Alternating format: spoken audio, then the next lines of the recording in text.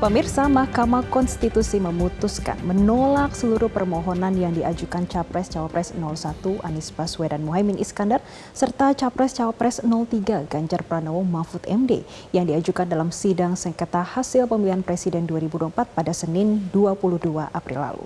MK menyatakan permohonan pemohon tidak beralasan menurut hukum seluruhnya.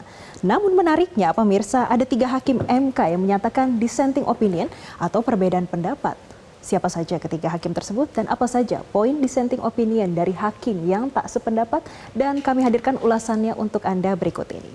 Baik pemirsa, pada yang pertama kita akan melihat bagaimana saat memimpin sidang pembacaan putusan perselisihan hasil pemilu, Ketua Mahkamah Konstitusi Soehartoyo menyatakan Mahkamah Konstitusi menolak seluruh permohonan kubu 01 dan 03. MK menilai seluruh dalil yang diajukan oleh Anies Baswedan Muhaimin Iskandar maupun Ganjar Pranowo Mahfud MD tidak terbukti di persidangan. Putusan dari 2 perkara dibacakan secara berurutan, dimulai dari Anies Muhaimin lalu dilanjutkan Ganjar Mahfud. Dan menurut Soehartoyo, 2 perkara perselisihan hasil pemilu presiden dan wakil presiden saling berkaitan karena berasal dari satu peristiwa hukum yang sama. Jadi pemirsa, pertimbangan hukum dalam kedua perkara ini saling berkaitan dan berkelindan atau satu kesatuan, sehingga putusannya tidak dapat dipisahkan satu dengan yang lainnya. Jadi kalau terdapat pertimbangan hukum yang terkesan duplikasi atau redundan, hal ini dinilai tidak dapat dihindari MK karena dianggap saling melengkapi satu dengan lainnya. Dan pemirsa, yang menjadi pertanyaan dan kita mungkin bisa ya flashback sedikit apa saja sih sebetulnya poin gugatan sengketa Pilpres 2024. Selanjutnya kita akan lihat yang pertama ini untuk poin gugatan sengketa Pilpres oleh kubu 01 pemirsa. Jadi kalau kita lihat ini dalil dikelompokkan menjadi 6 klaster. Meliputi independensi penyelenggaraan pemilu, keabsahan pencalonan presiden dan wakil presiden, terkait bantuan sosial atau bansos, mobilisasi atau netralitas ASN, dan juga prosedur penyelenggaraan pemilu serta pemanfaatan dari sistem IT-nya sendiri, yaitu dari Sirekap. Dan pemirsa, ada sejumlah poin dalam gugatan sengketa Pilpres 2024 yang diajukan Anies Muhaimin. Kita lihat poin-poinnya. Yang pertama, ini terkait dengan pencalonan paslon diterima tidak sah dan melanggar hukum termasuk usia cawapresnya. Kemudian poin kedua terkait dengan intervensi kekuasaan yang dinilai melumpuhkan independensi.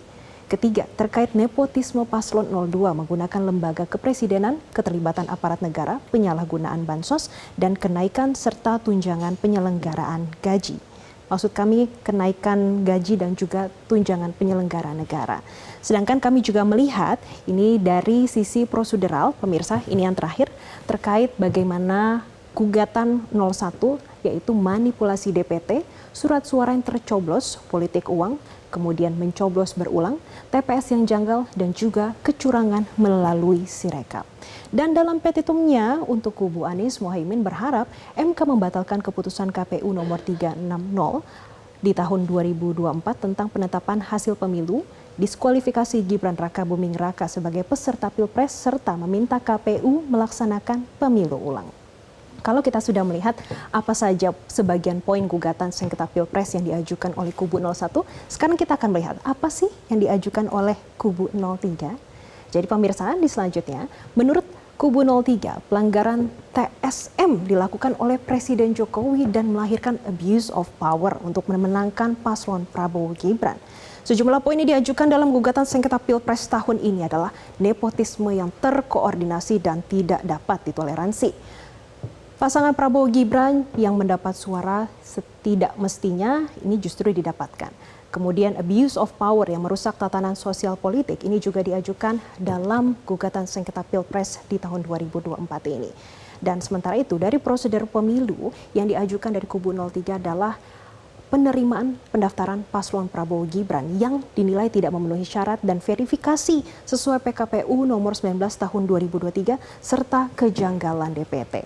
Dan untuk petitum kubu 03 adalah meminta MK untuk membatalkan keputusan KPU nomor 360 tahun 2024 terkait penetapan hasil pemilu secara nasional, meminta MK diskualifikasi Prabowo Gibran, dan MK diminta untuk memerintahkan KPU untuk melakukan pemungutan suara ulang. Dan kita lihat bersama ya pemirsa, MK menilai seluruh dalil yang diajukan kedua kubu tidak terbukti di persidangan. Artinya MK menolak seluruh permohonan. Namun pemirsa, menariknya meski MK menolak permohonan Anies Mohaimin dan Ganjar Mahfud, ternyata ada 3 hakim mengajukan pendapat berbeda atau dissenting opinion. Ketiga hakim konstitusi tersebut adalah Saldi Isra, Eni Nurbaningsih, dan Arief Hidayat. Lalu apa saja isi dissenting opinion tersebut? Kita akan lihat bersama pemirsa. Yang pertama, ini dari Hakim Mahkamah Konstitusi Saldi Isra yang menekankan ada 2 poin, yaitu politisasi bansos dan mobilisasi aparat. Menurutnya kedua dalil ini beralasan hukum dan seharusnya MK memerintahkan pemungutan suara ulang di beberapa daerah. Dan menurut Saldi ada celah hukum dalam hal aturan mengenai anggaran negara melalui program pemerintah masa yang berdekatan dengan pemilu. Di Pilpres 2024 juga terdapat kekhususan dalam hal posisi presiden yang statusnya bukan sebagai petahana. Saldi juga menyinggung soal Menteri Sosial yang memiliki tanggung jawab pemberian bansos namun tidak pernah dilibatkan dalam penyaluran bansos. Kemudian di satu sisi ada menteri aktif yang justru membagikan bansos kepada masyarakat selama periode kampanye. Dan selain itu pemirsa, Saldi juga mengatakan ketidaknetralan ASN dan fakta di persidangan. Adanya pengerahan kepala desa di Jakarta dan juga Jawa Tengah. Dan selanjutnya bagaimana dengan pendapat 2 hakim MK lainnya? Kita akan lihat bersama. Sebetulnya senada dengan hakim MK Saldi Isra, Eni Nurbaningsih ini juga menyampaikan ada 2 poin, yaitu terkait dengan ketidaknetralan pejabat yang sebagian berkaitan dengan pemberian bansos yang terjadi di beberapa daerah. Eni menilai MK seharusnya memerintahkan pemungutan suara ulang di beberapa daerah. Dan selain itu ini juga masih terkait dengan politisasi pemberian bansos selama Pilpres 2024. Dan ada hakim MK lainnya pemirsa yaitu Arief Hidayat yang juga membacakan dissenting opinionnya. Dan berdasarkan pertimbangannya, Presiden Joko Widodo melakukan pelanggaran pemilu 2024 secara terstruktur dan sistematis. Ia pun menekankan seharusnya pihak tertentu tidak boleh cawe-cawe dalam pemilu.